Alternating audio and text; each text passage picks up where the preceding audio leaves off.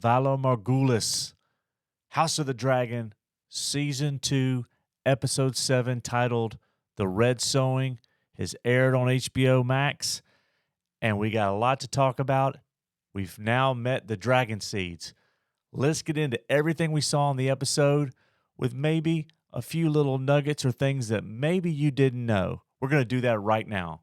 While we're talking about House of the Dragon Season 2, do us a big favor. Leave us a comment. Let us know what you thought about the episode. While you're doing that, smash that like button. Hit the notifications bell for future content. And most importantly, do us a big favor. Hit the subscribe button so we can continue to grow our channel. Welcome, everybody, to the Sundowners Club. So House of the Dragon Season 2, Episode 7, the penultimate episode, leading us into the finale for Episode 8 next week. And there was a lot going on in this episode, even though there were no major battles. And we started on the beach as Rhaenyra and Syrax have confronted the new dragon rider of Sea Smoke, and it is no other than Adam of Hull. She doesn't know what Adam's intentions are, but very quickly, Adam bends the knee to Queen Rhaenyra and says he is a House Valyrian, service of House Valyrian, and he is now serving her. So quickly, she brings him into the fold, brings him back to Dragonstone. And so it was a scene that really there wasn't a whole lot to it. You know, Adam, we didn't know what his motivations were, but quickly he made it known that he was going to be in service of Rhaenyra.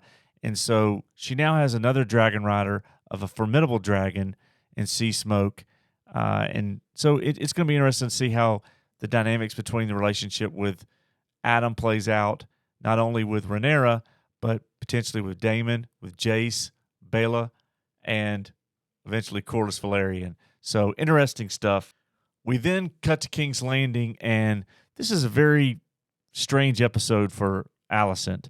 She ends up getting her wound tended to, and she ends up deciding she's going to take a vacay from King's Landing. It's a little bit too much for her. She probably should have left King's Landing long before now, but she ends up getting Sir Rickard and has a protection to take her outside the castle walls. She wants out, doesn't know if she's coming back.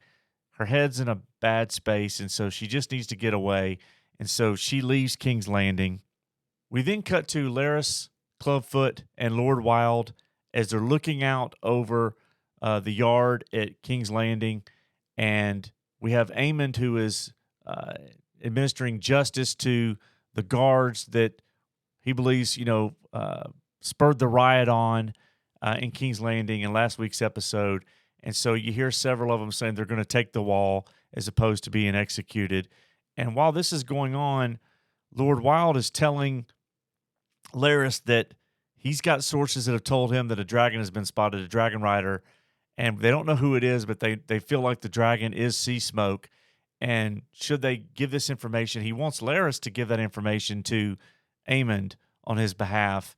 And Larys asks questions about where'd you get this information to determine how accurate it is, and decides he's not going to be presenting Aemond with any information that he feels is not totally credible at this point. So Larys is smart. He understands the danger right now. Anything dealing with Aemond could be dangerous. And so he decides to hold back on that information.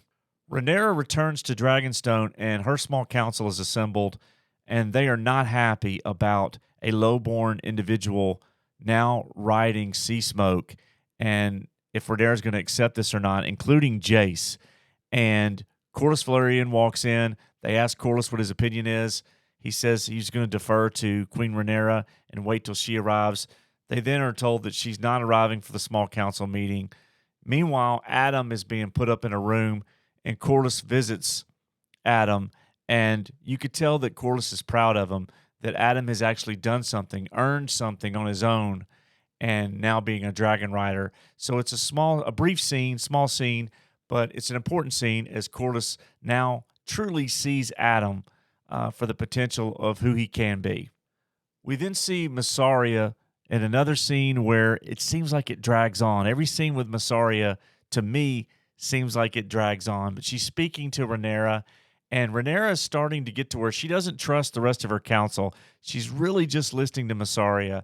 And Mysaria is talking to her about how all the Targaryens of noble birth have tried to destroy Rhaenyra, and they're fighting her for the Iron Throne, whereas the lowborn people might be on her side. So she needs to take a different perspective in how to deal with potential of lowborn individuals that could become dragon riders, especially if they have Targaryen blood. They don't truly know what makes a dragon rider at this point, but Mysaria is willing to hatch a plan with Rhaenyra once again to send to King's Landing to find potential dragon seeds.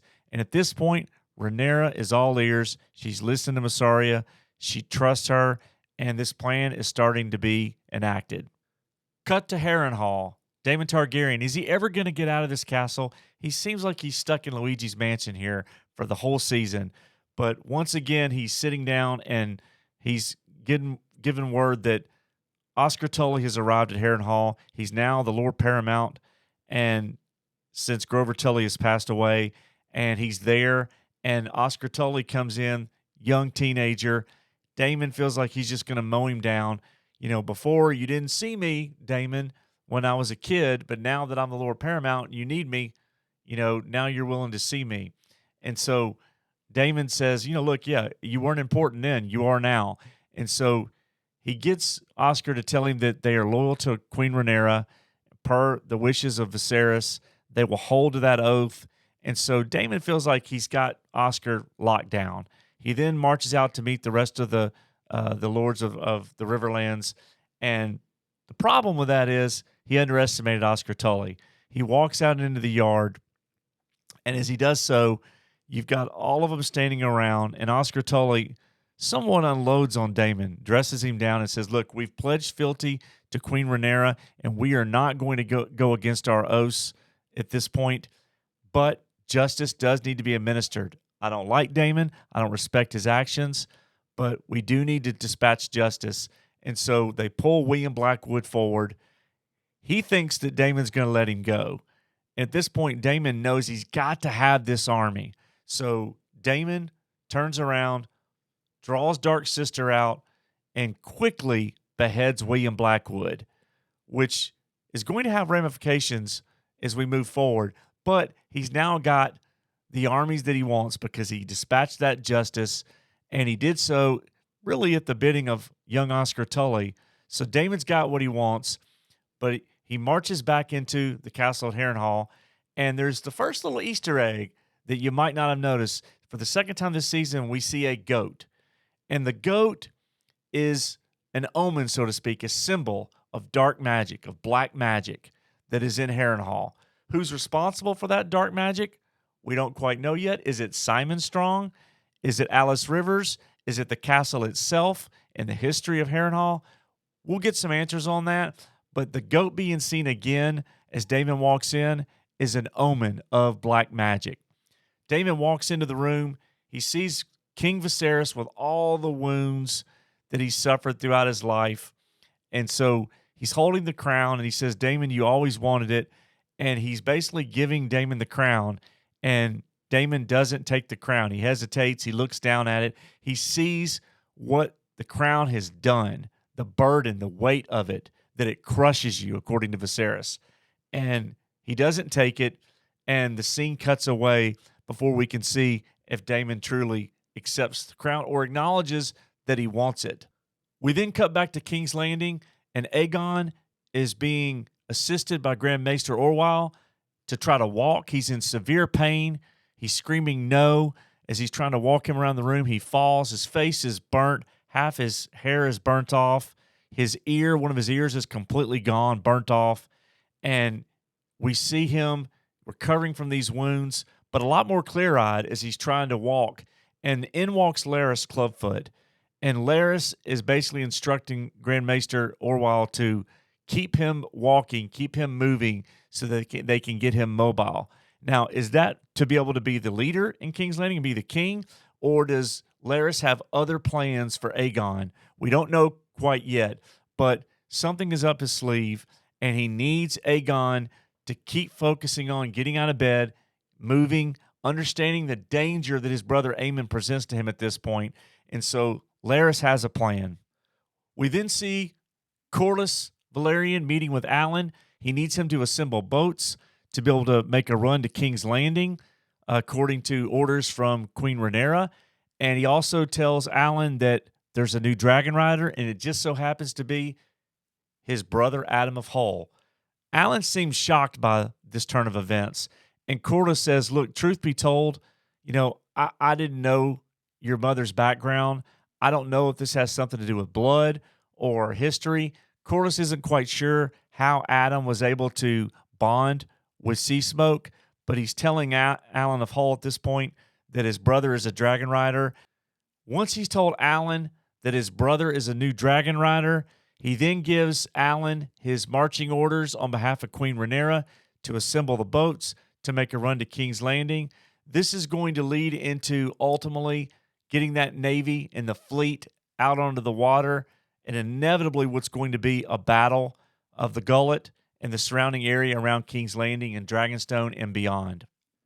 We then see the Vale for the first time this episode, and as Rhaena Targaryen is leaving with Rhaenyra's children to get passage on the Gay Abandon, she turns around and she runs off into the fields, and she's looking for the wild dragon that they have not spotted yet, and she sees the bones of the sheep, and she keeps moving forward. So obviously Rhaena is not ready to get on that ship yet and depart. She's looking for the wild dragon.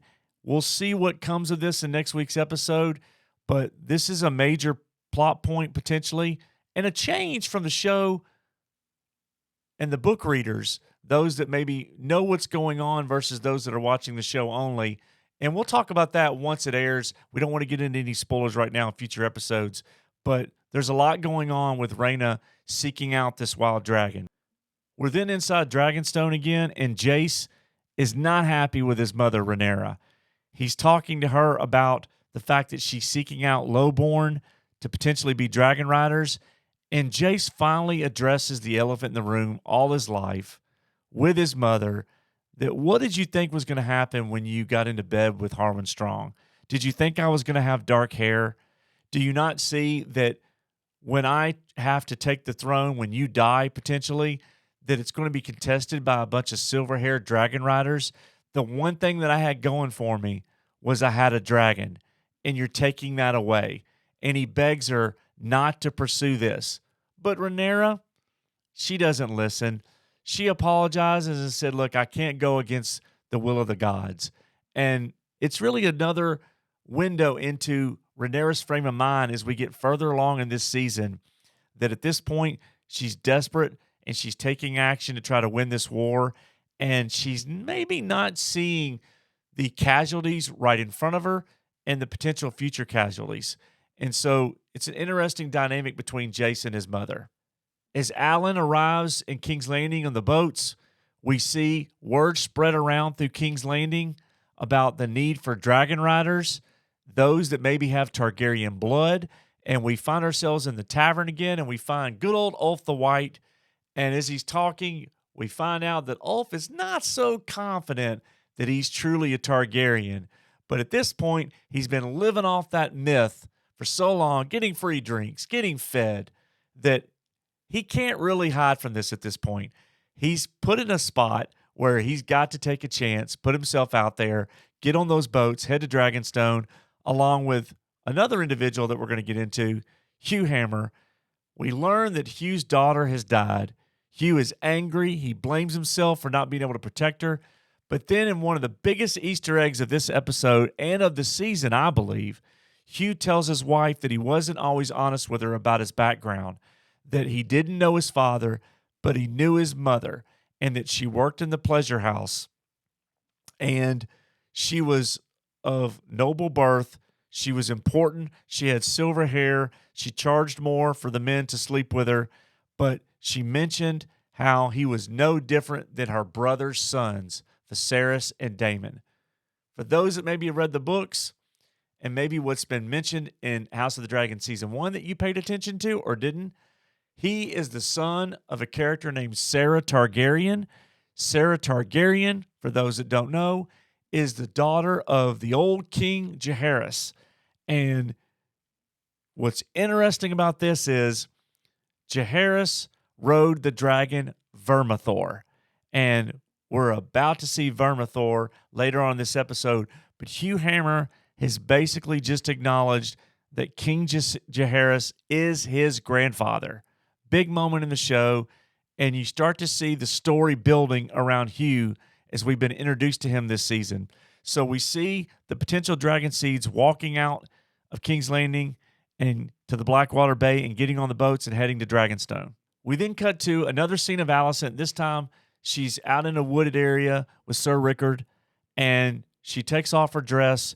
She wades out into the water. We don't know if she's trying to end it all or what she's doing, but she's wading out in the water, floating on her back. You see a bird flying overhead, and all of a sudden you see this calm come over Alicent. And I think this scene serves as kind of a rebirth for her, an awakening, getting away from everything so that she can gain perspective on what she needs to do next after all the tragic events that have followed her. And so it's a minor scene, but I think it's setting up where Alicent's going to go from here.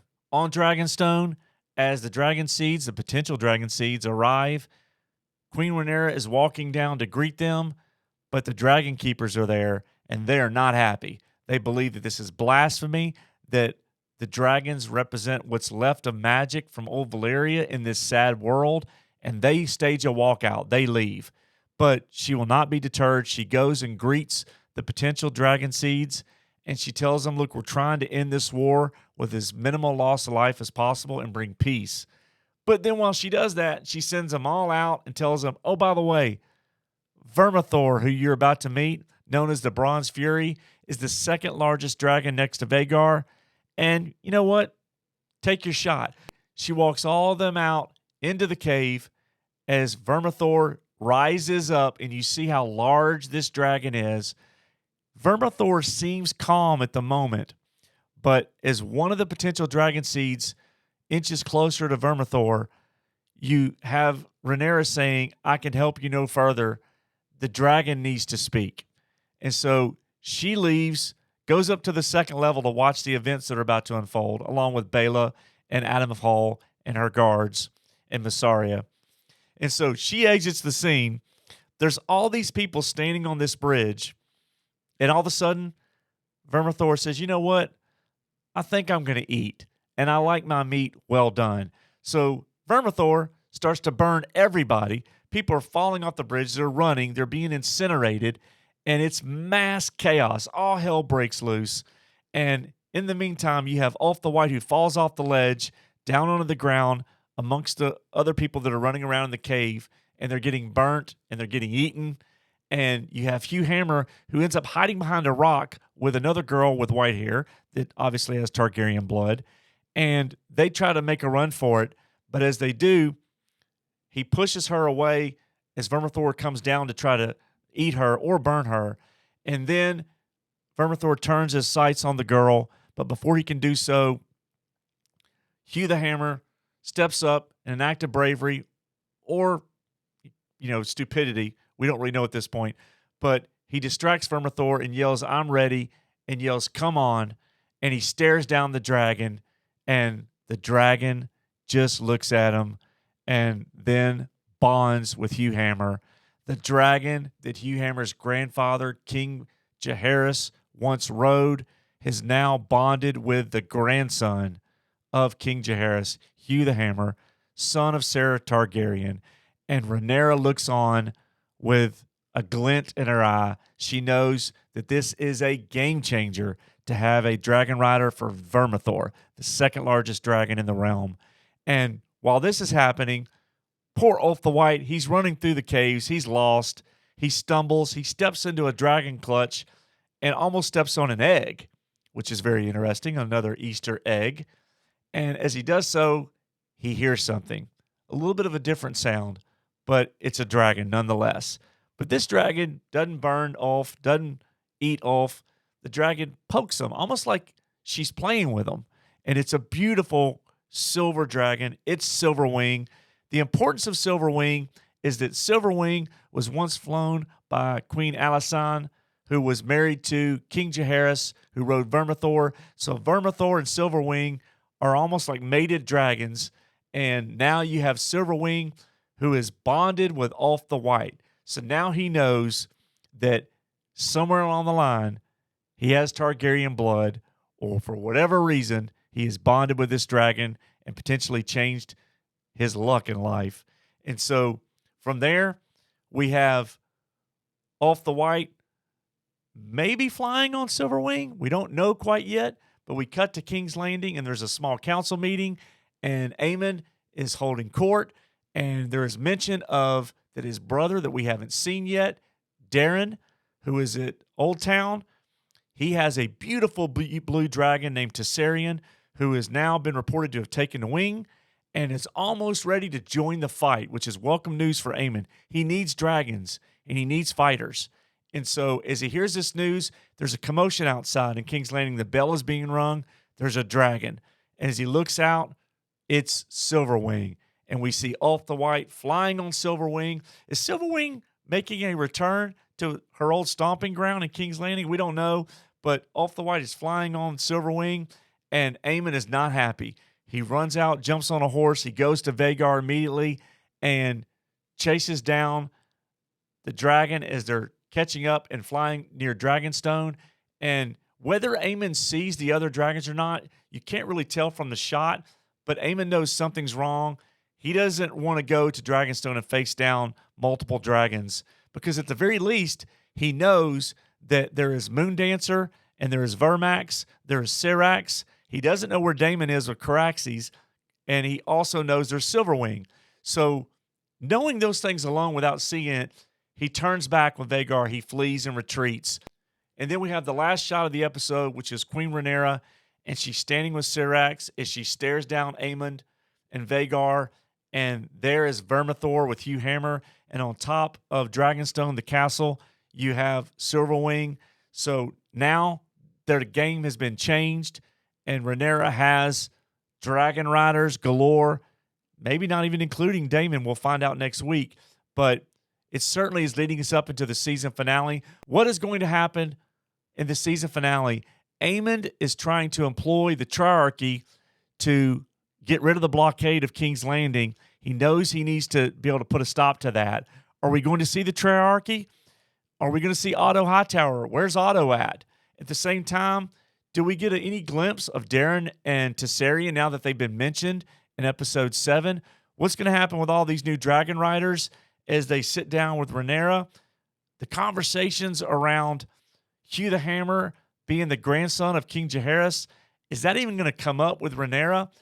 And I have a feeling that before the season ends, we're going to have some reuniting going on between Rhaenyra and Daemon and Harrenhal.